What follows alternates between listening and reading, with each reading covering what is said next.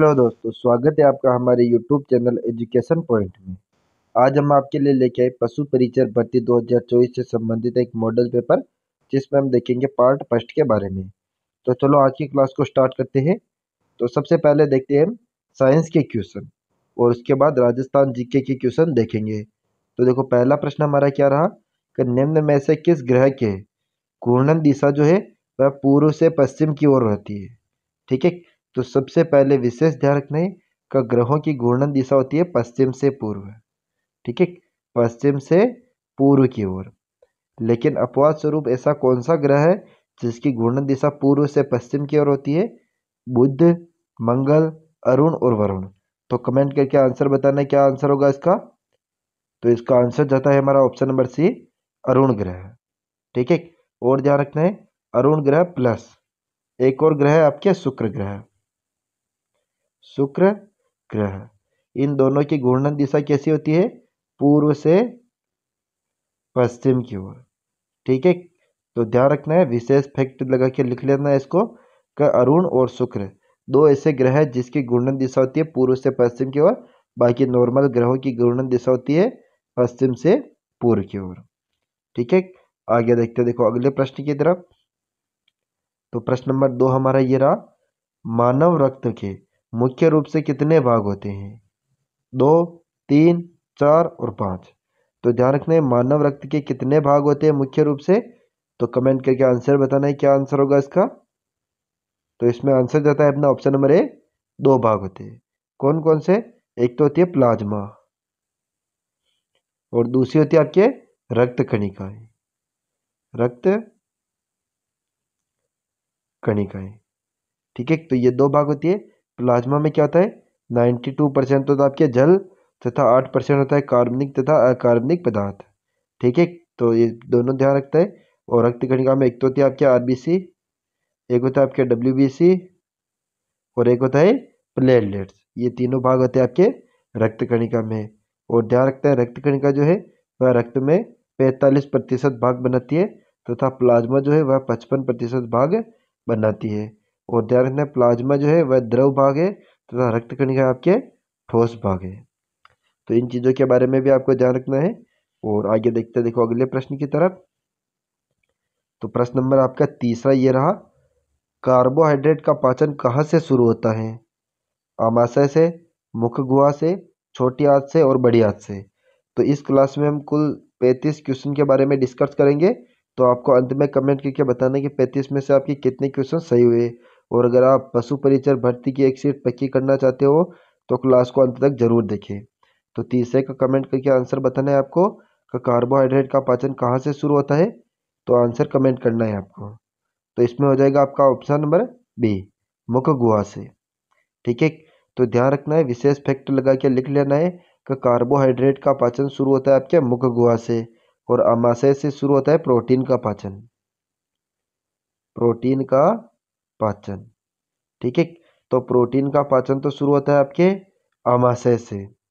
ठीक है, और कार्बोहाइड्रेट का पाचन शुरू होता है आपके मुख गुहा से। और सर्वाधिक पाचन की क्रिया या अवशोषण की क्रिया कहाँ से होती है? तो ये होती है आपके छोटी आंत में। ठीक है, तो ये सभी फैक्ट ध्यान रखते हैं। और आगे बढ़ते देखो अपने अगले प्रश्न की तरफ। प्रश्न नंबर 4, हृदय का पेसमेकर किसे कहते हैं? ऐसे नोड को, एवी नोड को, हिज बंडल को और पुरकिंजे तंतु। तो हृदय का पेसमेकर किसे कहते हैं? कमेंट करके आंसर बताना है आपको इसका। तो इसमें आंसर जाता है अपना ऑप्शन नंबर ए, ऐसे नोड को। ठीक है, और हृदय का जो पेसमेकर है वे कहते हैं आपके ऐसे नोड को, और इसे हृदय का हृदय भी कहते हैं। हृदय का हृदय, या हृदय का मस्तिष्क। ये दोनों नाम भी, एक और ये दो, ये दोनों नाम भी किसके हैं? तो ऐसे नोड के नाम है ये। ठीक है, तो इसके बारे में भी ध्यान रखना है आपको। और आगे बढ़ते हैं देखो अपने अगले प्रश्न की तरफ। प्रश्न नंबर 5, मिलेटोनिन हार्मोन का स्त्रावन किसके द्वारा किया जाता है? पीनियल ग्रंथि द्वारा, थायराइड ग्रंथि द्वारा, थाइमस ग्रंथि द्वारा और पीयूष ग्रंथि द्वारा। तो ध्यान रखना है मिलेटोनिन जो हार्मोन है उसका स्त्रावन किसके द्वारा किया जाता है। तो कमेंट करके आंसर बताना है आपको, इसमें कौन सा आंसर होगा। तो आंसर जाता है अपना ऑप्शन नंबर है पीनियल ग्रंथि द्वारा। ठीक है, तो ध्यान रखना है पीनियल ग्रंथि द्वारा स्रावित हार्मोन है आपके मेलेटोनिन। इसी प्रकार थायराइड ग्रंथि से होता है आपके थायरोक्सिन हार्मोन। थायरोक्सिन हार्मोन इसकी कमी से कौन सा रोग होता है? कलगंड या केंगा रोग। ठीक है, तो इसके बारे में भी ध्यान रखना है। और आगे देखो तो थाइमस ग्रंथि से होता है आपका थाइमोसिन हार्मोन स्रावित होता है, थाइमोसिन हार्मोन। ठीक है, और पीयूष ग्रंथि से होता है आपके प्यूटेट्राइन हार्मोन। और इसकी कमी से होता है आपके पीयूष ग्रंथि से कमी से होता है बोना, शरीर बोनाकार हो जाता है। ठीक है, और इसकी अधिकता से शरीर कैसा हो जाता है? दैत्याकार। तो दोनों चीजें ध्यान रखनी है आपको। और आगे बढ़ते देखो अगले प्रश्न की तरफ। तो अगला प्रश्न है हमारा प्रश्न नंबर 6। मानव शरीर का तापमान सामान्यतः होता है 80 degree Fahrenheit, 90 degree Fahrenheit, 95.5 degree Fahrenheit और 98.6 डिग्री फ़ारेनहाइट। तो मानव शरीर का तापमान फ़ारेनहाइट में कितना होता है? तो कमेंट करके आंसर बताना है आपको। आंसर क्या होगा इसमें? तो आंसर जाता है आपका option number D, 98.6 degree Fahrenheit. और अगर सेल्सियस में पूछे तो 37 डिग्री सेल्सियस मानव शरीर का तापमान होता है। ठीक है, इसी प्रकार अगर र्यूमर में पूछे तो 29.6 डिग्री र्यूमर में। और यहाँ पर आपको कमेंट करके बताना है कि केल्विन में मानव शरीर का तापमान कितना होता है। ठीक है, ये आपको आंसर कमेंट करके बताना है। और आगे देखते देखो अगले प्रश्न की तरफ। प्रश्न नंबर 7। कुछ जंतु भूकंप से पहले ही किन किरणों के कारण सावधान हो जाते हैं? पराश्रव्य तरंगे, अपश्रव्य तरंगे, श्रव्य तरंगे और कोई नहीं। तो ध्यान रखते हैं कुछ जंतु जो होते हैं वो भूकंप से पहले ही सावधान हो जाते हैं। किन तरंगों के कारण? तो कमेंट करके आंसर बताना इसका क्या होगा आंसर। तो आंसर जाता है आपके ऑप्शन नंबर बी, अपश्रव्य तरंगों के कारण। ठीक है, कुछ जंतु होते हैं जो निम्न आवृत्ति की अपश्रव्य तरंगे होती है उनके कारण सावधान हो जाते हैं भूकंप से पहले ही। ठीक है, और ध्यान रखते हैं श्रव्य तरंगे जो है उनकी आवृत्ति कितनी होती है? तो ये होती है आपके 20 हर्ट्ज से 20,000 हर्ट्ज। ठीक है, और पराश्रव्य तरंगों की आवृत्ति होती है आपके 20,000 हर्ट्ज से अधिक। ठीक है, और अपश्रव्य तरंगों की आवृत्ति होती है आपके 20 हर्ट्ज से कम की आवृत्ति। ठीक है, तो 20 हर्ट्ज से 20,000 हर्ट्ज इन दोनों के बीच की आवृत्ति होती है आपके श्रव्य तरंगे। अपश्रव्य तरंगों की आवृत्ति होती है 20 हर्ट्ज से कम की जो आवृत्ति होती है वह अपश्रव्य तरंगे कहलाती है। और 20,000 हर्ट्ज से अधिक आवृत्ति की जो तरंगे होती है वे पराश्रव्य तरंगे कहलाती है। ठीक है, तो आगे देखते हैं देखो अगले प्रश्न की तरफ। तो अगला प्रश्न है हमारा प्रश्न नंबर 8। समतल दर्पण से 1 मीटर दूर खड़े व्यक्ति का प्रतिबिंब से कितनी दूरी होगी? 1 मीटर, 2 मीटर, 4 मीटर और 3 मीटर। तो कमेंट करके आंसर बताना है कौन सा आंसर होगा इसमें। तो ध्यान रखते हैं समतल दर्पण जो होता है वह इस प्रकार होते हैं। ये है आपके बिंब है। ठीक है, ये आपके समतल दर्पण है। ठीक है, और ये है आपके प्रतिबिंब है। तो ध्यान रखना है समतल दर्पण, ये जो समतल दर्पण है यहाँ से कोई बिंब कितनी दूरी खड़ा है? तो 1 मीटर दूरी पर खड़ा है।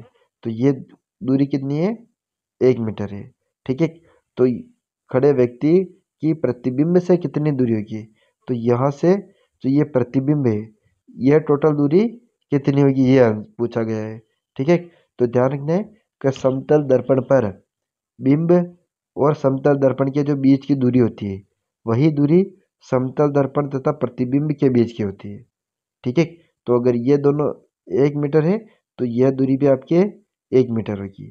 तो यहाँ से यहाँ तक की दूरी कुल कितनी हुई? 1 मीटर ये और 1 मीटर ये, कुल कितनी हो गई? Option number B 2 metre. ठीक है, तो आगे देखते हैं देखो अगले प्रश्न की तरफ। प्रश्न नंबर 9। लेंस की क्षमता का मात्रक होता है ओम, फेबर, डायोप्टर, एम्पियर। तो लेंस की जो क्षमता है उसका मात्रक क्या होता है? तो कमेंट करके आंसर बताना है। इसका क्या आंसर होगा? ऑप्शन नंबर हो जाएगा सी, डायोप्टर। ठीक है। और ओम देखें तो ओम किसका मात्रक है? तो ये है आपके प्रतिरोध का मात्रक है, प्रतिरोध का मात्रक। ठीक है। वेबर क्या है? तो ये आपके चुंबकीय फ्लक्स का मात्रक है, चुंबकीय फ्लक्स का मात्रक। ठीक है। एम्पियर किसका मात्रक है? तो एम्पियर है आपके विद्युत धारा का मात्रक। तो इनके बारे में भी ध्यान रखने हैं आपको। और आगे देखते देखो अगले प्रश्न की तरफ। प्रश्न नंबर 10, कोशिका का पावर हाउस किसे कहते हैं? लाइसोसोम को, हरित लवक को, राइबोसोम को और माइटोकॉन्ड्रिया को। तो कोशिका का पावर हाउस किसे कहते हैं? कमेंट करके आंसर बताना है, इनमें से कौन सा आंसर होगा आपके।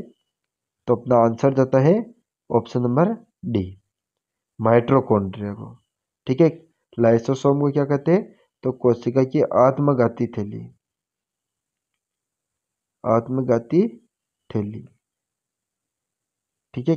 इसी प्रकार हरित लवक को कहते हैं हम कोशिका का रसोई घर, रसोई घर। और राइबोसोम को कहते हैं हम कोशिका की प्रोटीन की फैक्ट्री, प्रोटीन की फैक्ट्री। ठीक है। तो ये भी आपको ध्यान रखने हैं। और आगे देखते देखो अगले प्रश्न की तरफ। तो इस प्रकार हमारे जनरल साइंस से संबंधित 10 महत्वपूर्ण क्वेश्चन समाप्त होते हैं। और आगे देखते हैं हम राजस्थान जीके से संबंधित इंपॉर्टेंट क्वेश्चन, जो कि आपके नवीन आंकड़ों पर आधारित रहने वाले हैं। तो देखो 11वां प्रश्न है, बहुत ही शानदार प्रश्न है आपके। प्रशासनिक तथा भौगोलिक तौर पर परिवर्तित अपरिवर्तित अपरिवर्तित जिलों की संख्या कितनी है? तो ध्यान रखना है प्रशासनिक तथा भौगोलिक तौर पर अपरिवर्तित जिले हैं। तो राजस्थान के ऐसे कितने जिले हैं नवीन जिलों के गठन के बाद? पहले 33 जिले थे और 7 संभाग थे। अब वर्तमान में 50 जिले तथा 10 संभाग हो गए। तो इन नवीन जिलों के गठन के बाद राजस्थान के ऐसे कितने जिले हैं जिसमें न तो कोई प्रशासनिक परिवर्तन हुआ है और न ही कोई भौगोलिक परिवर्तन हुआ है? उनकी स्थिति पहले की तरह यथावत रही है। तो इसमें होगा आपके ऑप्शन नंबर सी,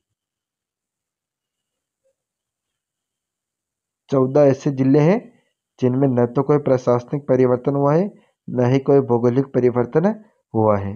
option number C correct answer हो जाएगा। और एक और चीज ध्यान रखते हैं, राजस्थान में जो कोटा संभाग है, कोटा संभाग, यह 10 संभाग में से एकमात्र ऐसा संभाग है जिसमें न तो कोई प्रशासनिक परिवर्तन हुआ है और न ही कोई भौगोलिक परिवर्तन हुआ है।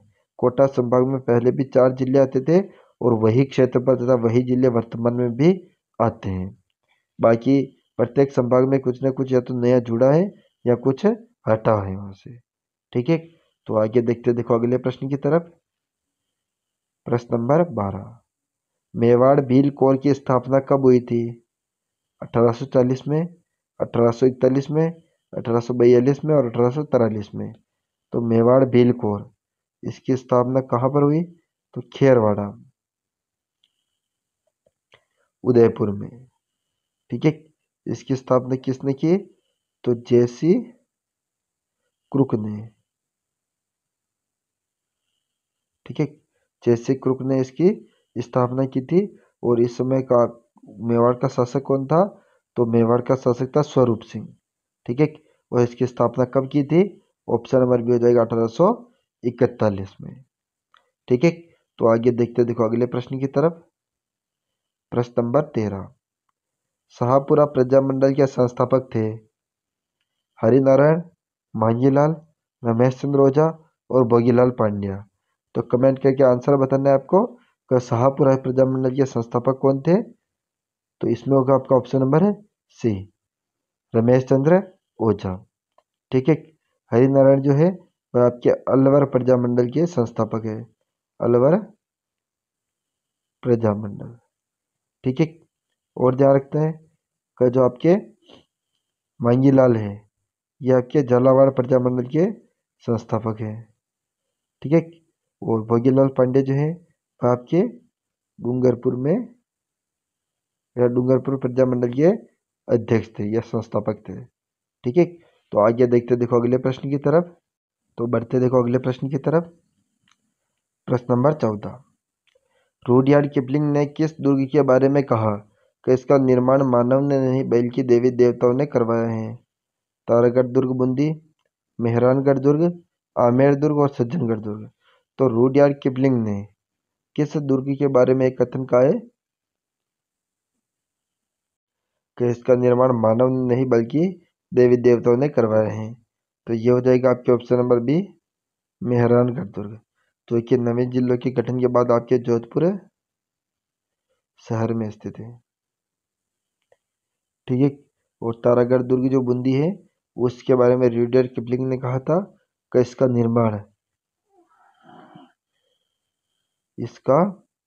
निर्माण किसने कराया था? तो रुडयार्ड किपलिंग ने। ठीक है। तो ये भी आपको ध्यान रखना है। और तारागढ़ दुर्ग जो बूंदी है वहां पर एक ध्यान रखना है। तो आगे देखते देखो अगले प्रश्न की तरफ। प्रश्न नंबर 15, गुरुद्वारा बुड्ढा जोहड़ का निर्माण कब करवाया गया? 1954 में, 1956 में, 1952 में और 1950 में। तो गुरुद्वारा बुड्ढा जोहड़ इसका निर्माण किसने करवाया था? तो बाबा फतेह सिंह ने। ठीक है।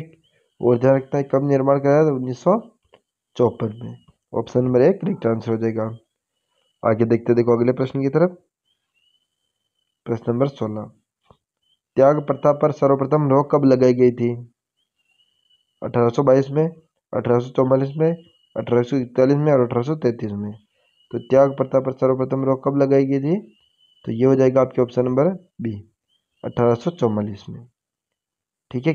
और त्याग प्रथा के बारे में ध्यान रखना है कि यह सर्वप्रथम कहाँ पर रोक लगाई गई थी?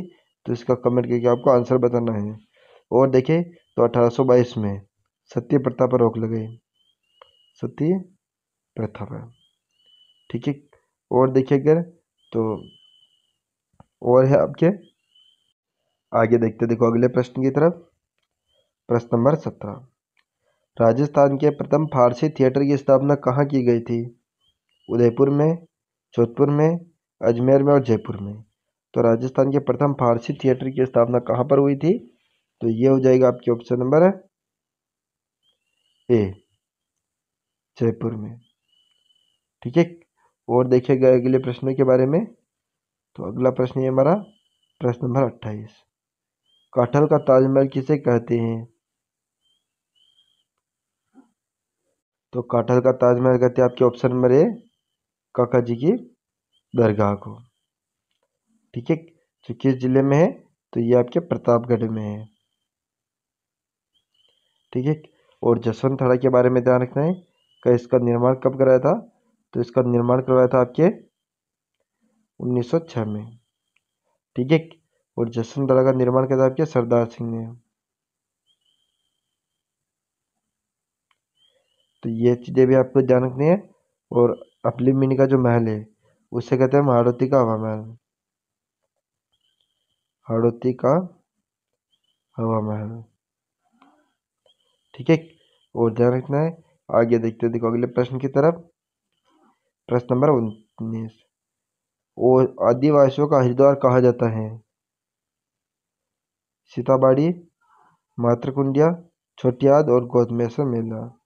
तो ध्यान रखना है। तो ध्यान रखना है आंसर देना है इसका। आदिवासियों का हरिद्वार किससे कहा जाता है? तो ये कहा जाता है आपके ऑप्शन नंबर डी, गौतमेश्वर मेला को। ठीक है। और ध्यान रखना है यहाँ पर कि जो आपके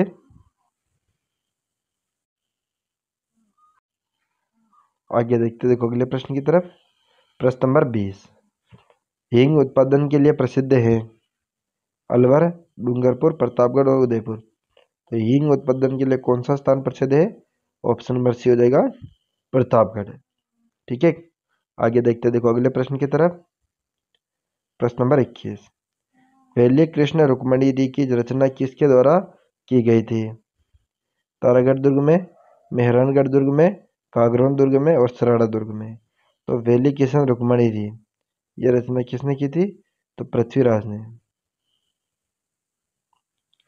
ठीक है। और ध्यान रखना है कि यह इसकी रचना किस दुर्ग में की गई थी? तो ये हो जाएगा आपके झालावाड़ रियासत में। ठीक है, तो ध्यान रखते हैं यहाँ पर, तो इनमें से कौन सा आंसर होगा आपके, तो इसमें आंसर होगा आपके वेली किसान रुक्मिणी री है किस रचना हुई थी, तो ये हो जाएगा आपके ऑप्शन नंबर सी, कागरौन दुर्ग में। ठीक है, तो आगे देखते देखो अगले प्रश्न की तरफ।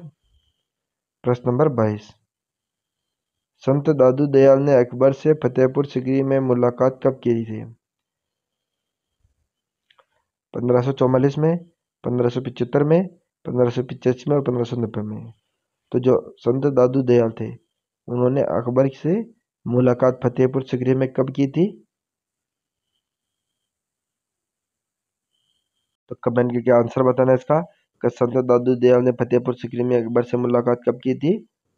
तो करेक्ट आंसर हो जाएगा आपके ऑप्शन नंबर सी, 1585 में। ठीक है, और ध्यान रखना है कि जो आपके संत दादू दयाल हैं, उन्हें कहते हैं हम राजस्थान का कबीर,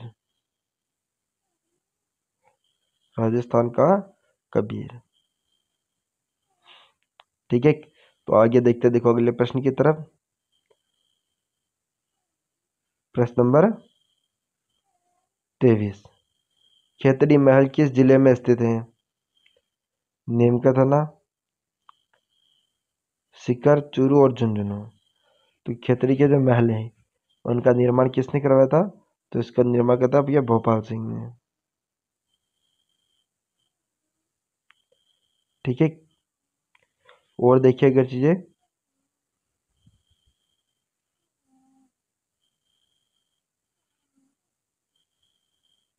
तो इसका आंसर जो है आपके ऑप्शन नंबर ए, नीमका थाना जिले में। ठीक है, आगे देखते देखो अगले प्रश्न की तरफ। प्रश्न नंबर 24, शेखावटी की स्वर्ण नगरी कहते हैं नवलगढ़, बिसाऊ, मंडावा और चिड़ावा। तो शेखावटी की स्वर्ण नगरी किसे कहते हैं हम? तो कमेंट करके आंसर बताना है आपको, इसका आंसर क्या होगा। तो आंसर जाता है आपके ऑप्शन नंबर ए, नवलगढ़ को। ठीक है, आगे देखिए देखो अगले प्रश्न की तरफ। तो अगला प्रश्न है आपके प्रश्न नंबर 25, शुक्र नीति के अनुसार सर्वश्रेष्ठ दुर्ग हैं ओदुक दुर्ग, पारिक दुर्ग, सैन्य दुर्ग और वन दुर्ग। तो शुक्र नीति के अनुसार सर्वश्रेष्ठ दुर्ग कौन सा है? तो कमेंट करके आंसर बताना है आपको। तो कौन सा आंसर होगा इसमें? ऑप्शन नंबर सी, सैन्य दुर्ग। ठीक है, और शुक्र नीति के अनुसार दुर्गों के प्रकार है 9। ठीक है, और एक विद्वान थे आपके, ध्यान रखना है, कौटिल्य। कौटिल्य के अनुसार दुर्गों के प्रकार है आपके 4। दूसरे विद्वान थे आपके मनुस्मृति। मनुस्मृति के अनुसार दुर्गों के प्रकार थे 6, और शुक्र नीति के अनुसार दुर्गों के प्रकार थे 9। ठीक है, तो इन सभी चीज़ों के बारे में भी आपको ध्यान रखना है। और आगे देखते देखो अगले प्रश्न की तरफ। प्रश्न नंबर 26। ठीक है, जयसमंद झील किस जिले में स्थित है? उदयपुर, राजसमंद, चित्तौड़गढ़ और सरड़ा। तो जयसमंद जो झील है, वह किस जिले में स्थित है? तो ये हो जाएगा आपके ऑप्शन नंबर डी, सलूम्बर में। ठीक है, तो इसको भी ध्यान रखना है आपको। और जयसमंद झील जो है, वह राजस्थान की सबसे बड़ी क्या है, कृत्रिम मीठे पानी की झील है। ठीक है, और आगे देखते देखो अगले प्रश्न की तरफ। देखते देखो अगले प्रश्न की तरफ। प्रश्न नंबर 27, राजपुताना में अश्वमेध यज्ञ करवाने वाला अंतिम हिंदू शासक था? रण सिंह, प्रताप सिंह, सवाई जय सिंह और कर्ण सिंह। तो आंसर कमेंट करके बताना है आपको कि अश्वमेध यज्ञ करवाने वाला अंतिम हिंदू शासक कौन था। तो ऑप्शन नंबर सी हो जाएगा अपने सवाई जय सिंह। और सवाई जय सिंह ने अपने जीवन में 2 बार अश्वमेध यज्ञ करवाए थे। ठीक है, और सवाई जय सिंह ने 1725 में जिज महमूद शाही की रचना करवाई थी ग्रह नक्षत्रों की जानकारी के लिए। और 1727 में इनमें जयपुर शहर की स्थापना की थी, जो समकोण के सिद्धांत पर बसा हुआ शहर कहलाता है। आगे देखते देखो अगले प्रश्न की तरफ।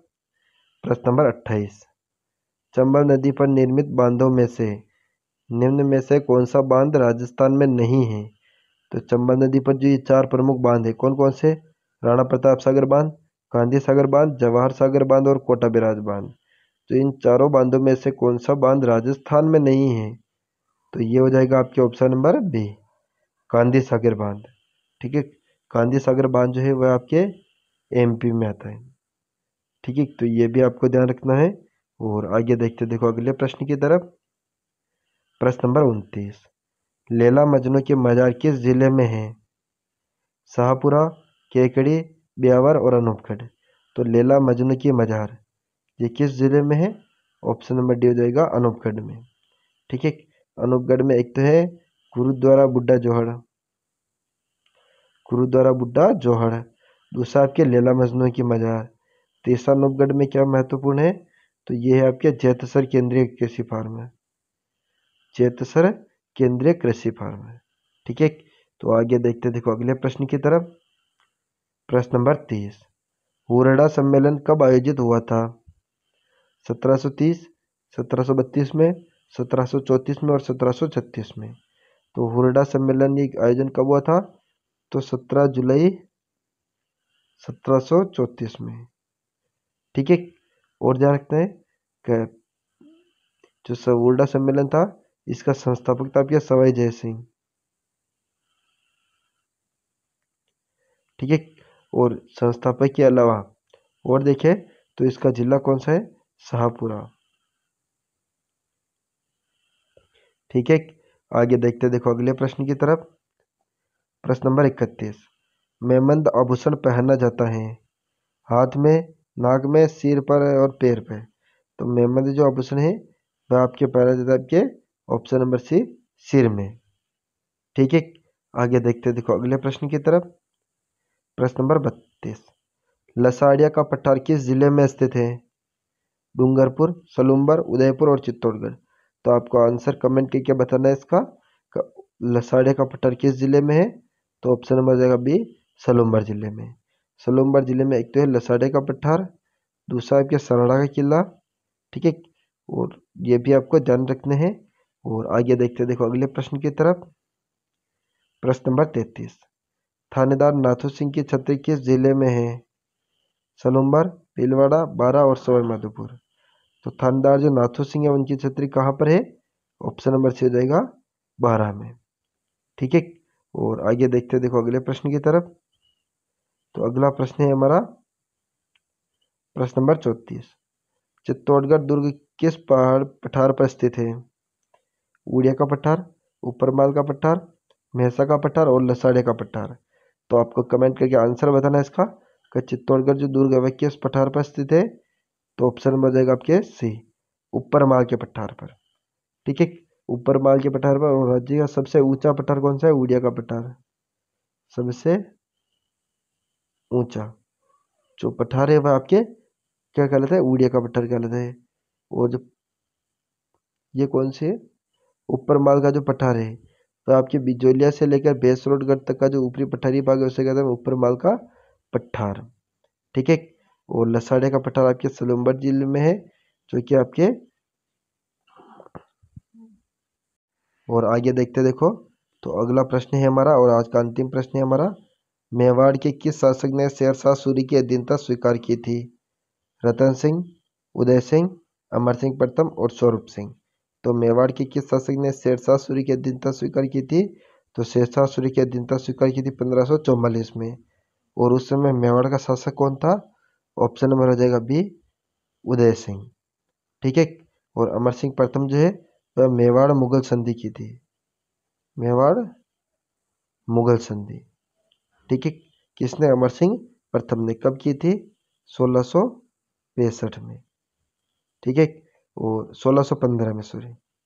और आगे देखते हैं, तो देखो इस प्रकार हमने पशु परिचर भर्ती 2024 से संबंधित एक मॉडल पेपर देखा जिसमें हमने 10 क्वेश्चन तो देखे हमने जनरल साइंस के, और बाकी 25 क्वेश्चन देखे थे हमने राजस्थान जीके के, जो कि आपके नवीन आंकड़ों पर आधारित है। तो आप हमें कमेंट करके जरूर बताइएगा वीडियो आपको कैसा लगा। अगर वीडियो पसंद आया हो तो वीडियो को लाइक करें तथा चैनल पर नए हो तो चैनल को सब्सक्राइब करें। Thank you. जय हिंद, जय भारत।